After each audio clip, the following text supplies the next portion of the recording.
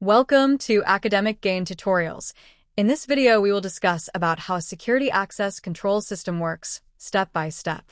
First, the process begins when a user requests access to a secured area.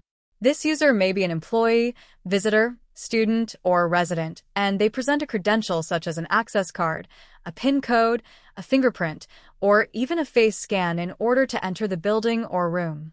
Next, the reader or scanner captures that credential.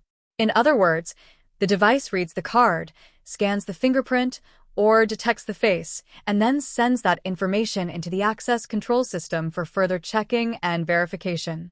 After that, the control panel receives the data. This control panel acts like the brain of the whole access control system because it collects the information coming from the reader and compares it with the permissions that are already stored in the system. Then, the system verifies the authorization. At this stage, it checks whether the person has the correct access rights, whether they are allowed to enter that specific door or zone, and whether the access is being requested at the correct date and time according to the security rules. As a result, the door either unlocks or stays locked. If the person is authorized, the electric lock or magnetic lock releases and the door opens. On the other hand, if the system does not approve the credential, then access is denied and the door remains locked for security. Meanwhile, every access attempt is also logged in the system. This means the software records important details such as the date, the time, the user identity, the location of the door, and whether the entry was granted or denied. Therefore, the system creates a full history of movements and access activities.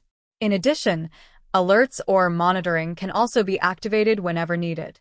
For example, if someone tries forced entry, uses an invalid credential, or attempts to enter a restricted area, the system can immediately send an alert to security staff or managers so they can respond quickly. Furthermore, modern systems allow remote management and reporting. This means administrators can use software on a computer or a mobile app to manage users, change permissions, view reports, and monitor doors from almost anywhere, making the system much more flexible and efficient. Overall, the main parts of a security access control system include credentials, readers or scanners, the access control panel, electric locks or maglocks, door sensors or exit buttons, software or database systems, network or power supply connections, and mobile app or monitoring features.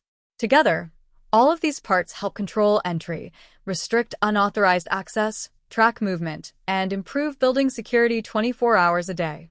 If this short video was helpful, give it a thumbs up and subscribe to the channel. Thank you.